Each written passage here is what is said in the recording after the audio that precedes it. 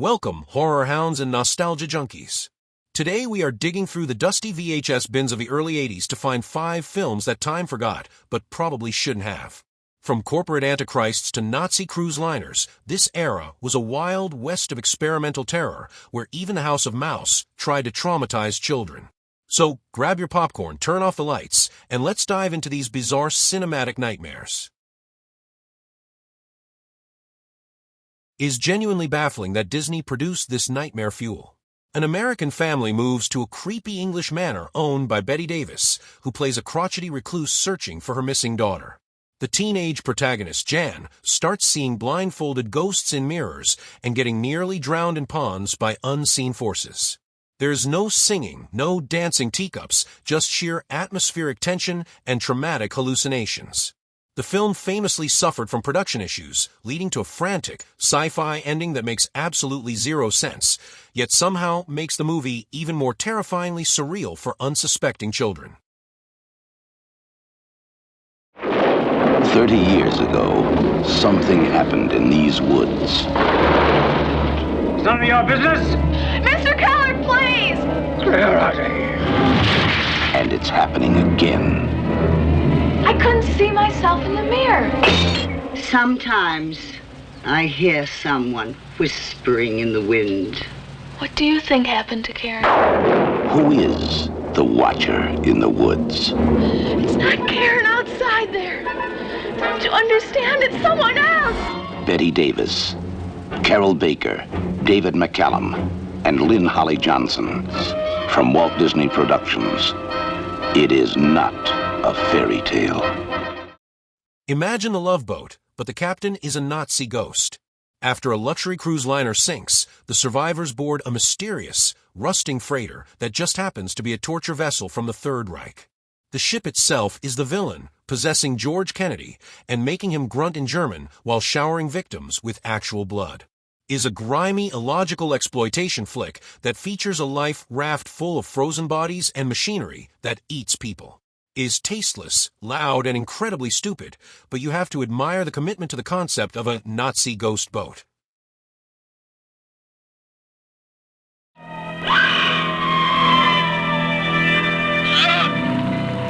Death ship. It came out of the night. Searching. Striking. Bringing terror in its wake.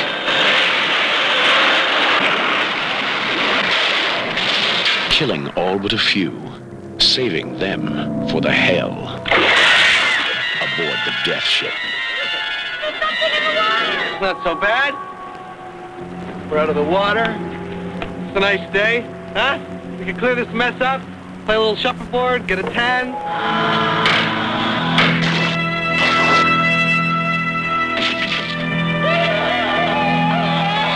Death ship. Your holiday in hell.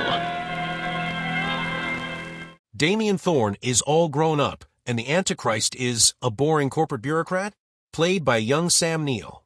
Instead of raining fire and brimstone, Satan's son is busy navigating office politics and becoming the U.S. ambassador to Great Britain. A squad of inept monks tries to assassinate him with holy daggers, but they fail in hilarious, slapstick ways.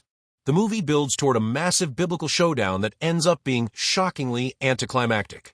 It turns the ultimate battle between good and evil into a weird political thriller where the scariest thing is just Sam Neill's intense staring. And now, you will witness the ultimate challenge to the future of mankind. Yes, Mr. President. I just appointed Mr. Damien Thorne as our new ambassador to the court of St. James. He's one step away from the most important position on Earth. Disciples of the Watch, I stand before you.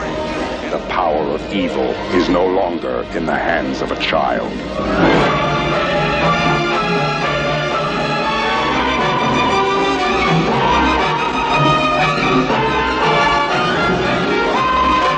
Heed the warning. Prepare for the final conflict, the concluding chapter of the Omen trilogy. This British sci-fi horror is what happens when you want to rip off Alien, but only have $5 and a bucket of slime. A team of archaeologists on a distant planet gets terrorized by a creature that impregnates one of the women. She goes insane, develops a craving for human flesh, and starts murdering her crewmates to feed her unborn alien twins. It is sleazy, gory, and features a woman fighting an alien birth with a chainsaw. It is pure trash cinema that manages to be both deeply disturbing and unintentionally hilarious at the exact same time. Now, a different kind of alien is about to be born, and the entire universe is its victim. Witness the birth of Inseminoid. It is not a blessed event.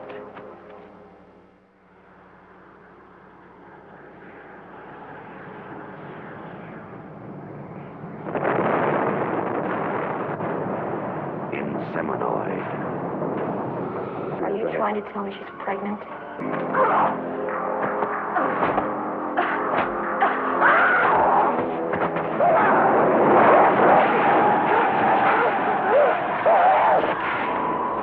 In the outer world of inner terror, a galaxy where friends become your enemies, and life becomes your death.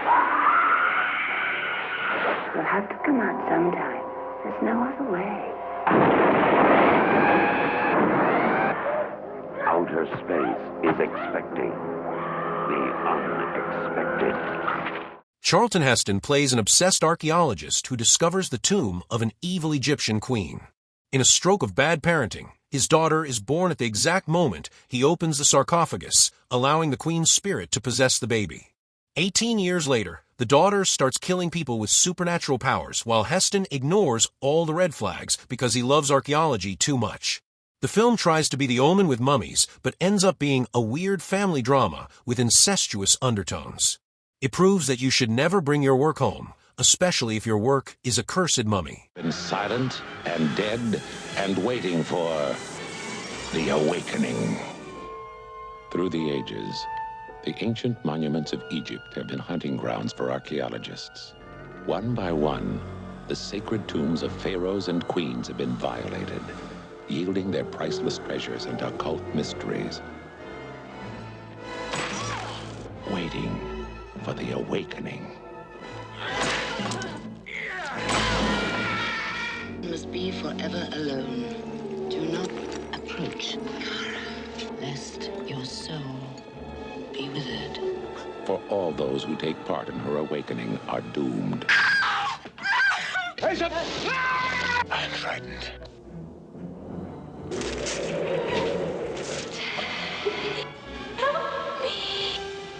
She must not live again. For 4,000 years, they thought they had buried her forever.